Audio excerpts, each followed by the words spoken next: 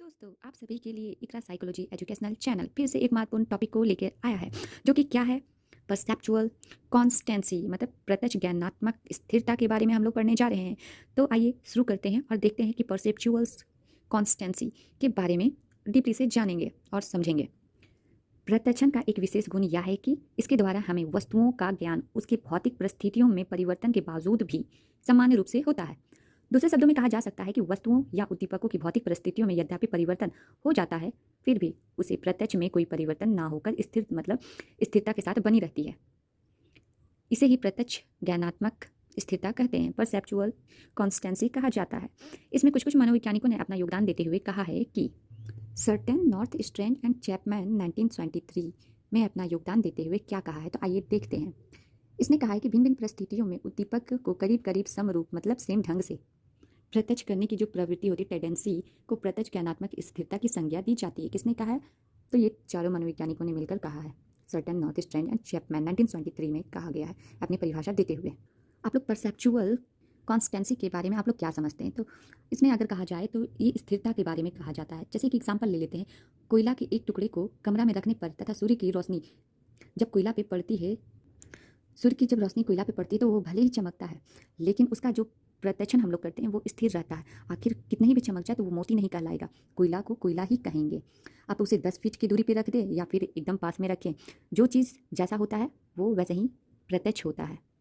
उसी तरह से किसी व्यक्ति को हम 4 फीट की दूरी से देखें या 10 फीट की दूरी से देखें, उसे वही व्यक्ति के रूप में हम देखेंगे। हालांकि 4 फीट की दूरी से देखने से जो अच्छी पटेल प्रतिबिंब बनता है वो 10 फीट की दूरी से देखने पर बनेगा। अच्छी पटेल प्रतिबिंब की अपेक्षा बड़ा होता है। इस तरह से हम देखते हैं कि उद्दीपक परिस्थिति में कुछ परिवर्तन आ जाने के बाद भी हम वस्तु या उद्दीपक का प्रत्यक्षण पहले ही तरह से करते हैं। एक एग्जाम्पल और ले लेते हैं आपके सामने। अगर एक लाल कलम को हरा कागज़ के टुकड़ों पर रख कर दिखलाया जाए तो वो कलम ही कहा जाएगा, या पीला रंग के कागज़ के टुकड़ों पर रख कर उसी कलम को रख कर दिखलाया जाए तो हम दोनों परिस्थितियों में लाल कलम को लाल ही देखेंगे और कहेंगे, क्योंकि कलम तथा उद्दीपक, कलम हो या उद्दीपक हो, इसका अपना पृष्ठभूमि यानी लाल रंग के बीच का अटल संबंध जो होता है। मनोविज्ञान ने प्रत्यक्ष ज्ञानात्मक स्थिरता का दूसरा सामान्य कारण यह बतलाया है कि हम लोग में किसी उद्दीपक के मुख्य गुणों को चुन लेते हैं। एक तीव्र प्रवृत्ति होती है, चुनने का एक तीव्र प्रवृत्ति होती है, ताकि वह उद्दीपक यदि हमारे सामने कुछ विकृति रूप में भी आए तो हम उसे मतलब प्रत्यक्ष कर लेंगे, मतलब उसे पहचान जाएंगे। एक एग्जाम्पल और देते हैं। फिल्मों, जैसे कि आप सभी लोग मूवी देखते होंगे, तो इसमें कहा गया है हम एक ही नायक या नायिका को कितनी भिन्न भिन्न रूपों में देखते हैं, फिर भी हम उसके कुछ मुख्य गुणों जैसे बोलने का ढंग, चलने का, ये सब ऊंचाई, हाइट, गोराई, ये सब बनावट इत्यादि अपने मन में इस तरह से इकट्ठा करने या करके रखते हैं कि उन्हें पहचानने में अर्थात उनका सही प्रत्यक्षण में कोई विशेष कठिनाई नहीं होती। कभी कभी हम सही प्रत्यक्षण नहीं भी कर पाते हैं। यही कारण है कि मनोवैज्ञानिकों ने यह स्पष्ट कर दिया है कि प्रत्यक्ष ज्ञानात्मक स्थिरता उद्दीपक की अवस्थाओं पर सीधे निर्भर करता है। अगर उद्दीपक की अवस्थाओं में काफ़ी अधिक परिवर्तन कर दिया जाता है तो प्रत्यक्ष में इस तरह की स्थिरता नहीं होगा। परसेप्चुअल कॉन्सिस्टेंसी के अंतर्गत दो मुख्य भागों में बांटकर अध्ययन किया गया है। तो वो दो मुख्य भाग कौन कौन से हैं भाग, वो देखेंगे हम लोग। तो पहला जो है वस्तुओं से संबंधित स्थिरता, दूसरा है वस्तुओं के गुण से संबंधित स्थिरता। इंग्लिश में अगर वस्तुओं से संबंधित स्थिरता को कहें तो कॉन्स्टेंसी रिलेटेड टू ऑब्जेक्ट्स, और दूसरा को कहेंगे वस्तुओं के गुण से संबंधित स्थिरता को constancy related to the qualities of objects. तो आइए ये दोनों के बारे में भी देख लेते हैं। इसमें संबंधित स्थिरता के बारे में, मतलब वस्तुओं से संबंधित स्थिरता के बारे में बताया गया है, जो कि क्या है, इसमें वैसी स्थिरता को रखा जाता है जो वस्तु के आकार मतलब साइज, रूप, शेप से संबंधित होता है। आकार स्थिरता तथा रूप स्थिरता के इसे श्रेणी में रखा जाता है। अब आते हैं जो दूसरा पॉइंट है, वो क्या कह रहा है, वस्तुओं के गुण से संबंधित स्थिरता।